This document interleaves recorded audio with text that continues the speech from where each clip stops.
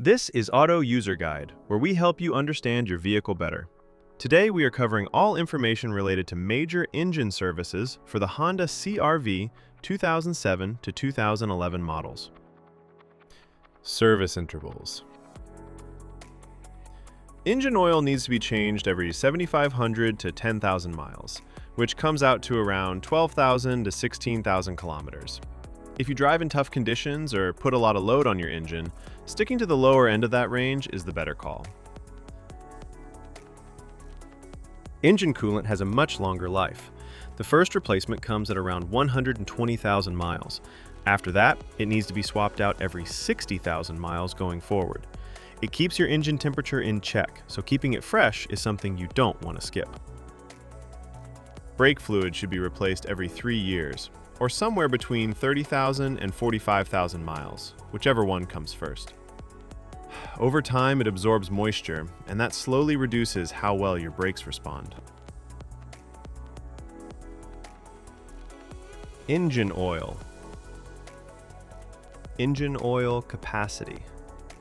Alright, so when it comes to engine oil capacity, the amount your car needs depends on the size of its engine. Not every engine drinks the same.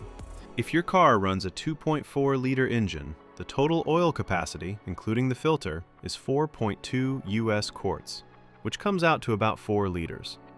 That's your number every time you do an oil change. Recommended engine oil.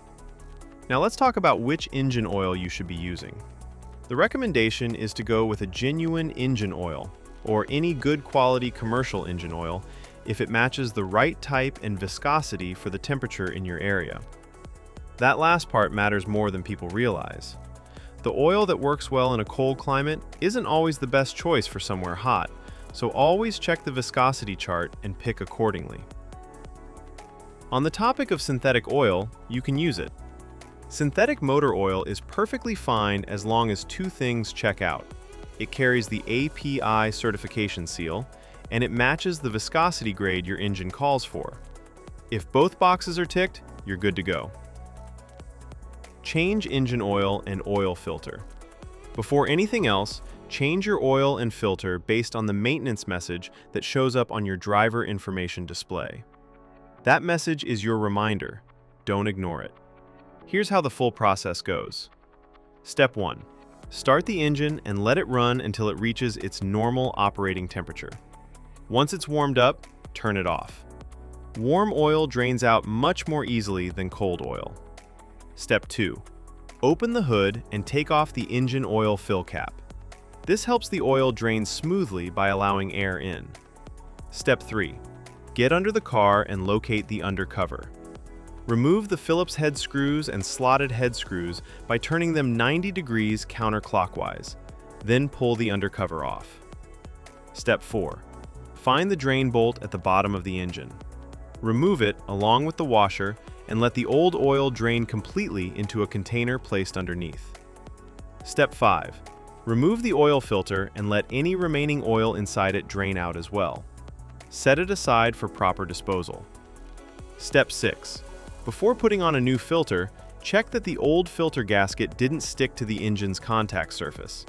This is a small but important check. A leftover gasket can cause an oil leak. Step 7.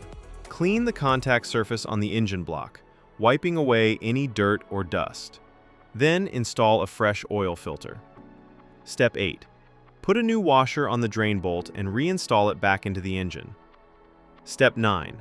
Pour in the recommended engine oil. Make sure you're using the right type and the correct amount for your engine size. Step 10. Put the oil fill cap back on securely and start the engine. Step 11.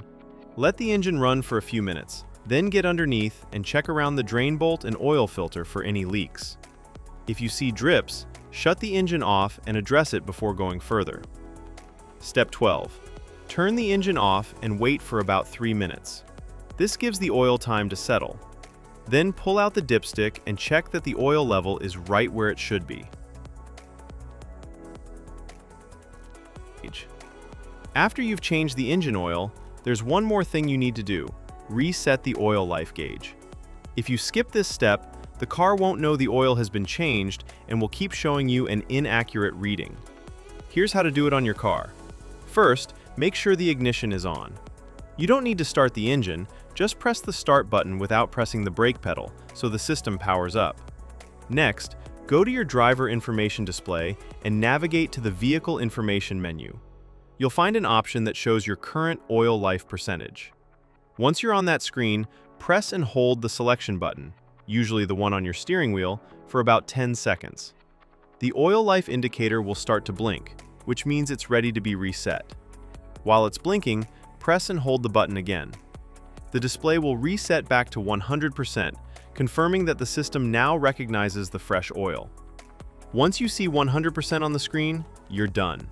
The gauge has been successfully reset. After that, go ahead and start the engine normally. Let it run for a moment and confirm that no warning lights related to the oil are showing up on the dashboard. Now we're moving on to coolant and fluid specifications. Keeping your coolant at the right level is just as important as your engine oil.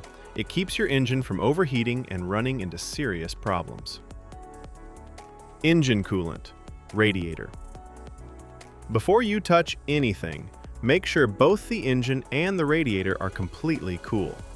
Never open the radiator cap on a hot engine. The pressure inside can cause boiling coolant to spray out and burn you. Once everything is cool, place your hand on the radiator cap and turn it just 1/8 of a turn counterclockwise. This releases any built-up pressure inside the cooling system. Give it a moment to settle. Now push the cap down and continue turning it counterclockwise to fully remove it. Look inside and check the coolant level. It should be right up to the base of the filler neck.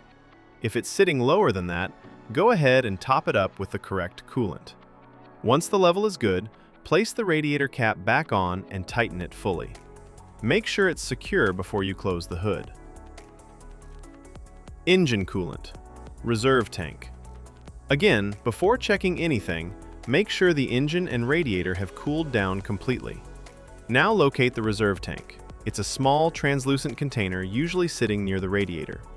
Look at the side of the tank and check where the coolant level sits. If it's below the minimum mark, add the specified coolant slowly until it reaches the maximum mark. Don't go above it. Once the level is good, take a moment to inspect the cooling system for any leaks. Look around the hoses, the radiator, and the reserve tank itself. If you notice any drips or wet spots, that's something that needs attention before you drive the car. Now, let's talk about replacement of brake fluid. Checking your brake fluid is straightforward.